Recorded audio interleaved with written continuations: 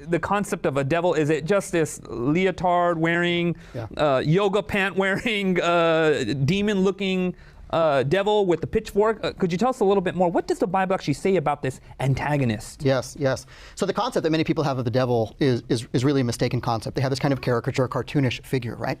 But the Bible describes the devil as originally created as an angel of light, created perfectly good by God, but misused his freedom to rebel against God and against love and fall from that station.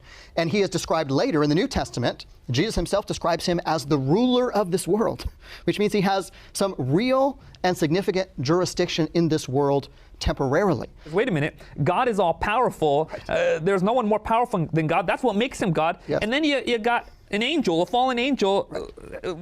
There's no power struggle here. God is obviously the champ here. That's right. Could you break this down a little bit more for us and to understand this tension then? That's right. So if it was a conflict or a struggle of sheer power, there could be no conflict. God is all powerful. Right. So the conflict must be of another kind. It's actually a conflict over character. And if you were to look at the Bible story from beginning to end, you see that from the beginning to end, the devil is a deceiver.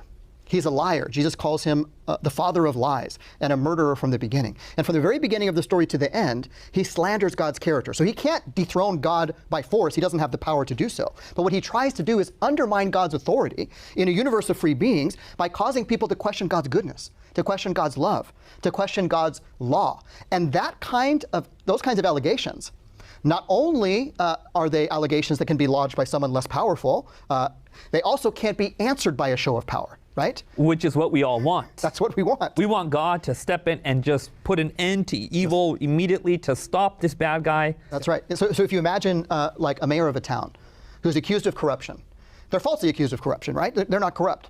But if they were then to use all of their power to squash the allegations and squash the people raising the allegations, would that clear their name or make the problem worse? Make the problem worse. It would actually make the problem worse unless first there was some demonstration of their innocence or demonstration of their goodness or demonstration of their character. And that's what we see playing out in this world, a demonstration that the devil's allegations are false and that God is truly good. Not for God's sake, but for the sake of the entire universe. Because the only way the universe can flourish is if everyone trusts God unreservedly and trusts his goodness unreservedly. So God is not doing it for himself. He's all powerful. He doesn't have to defend his name. He's doing it for the sake of love. If you think your beloved is a tyrant, or you think your beloved is really evil and not really good, unless those kinds of misgivings or doubts are cleared, there cannot be a true, genuine, full love relationship of the kind that the entire harmony of the universe is based on.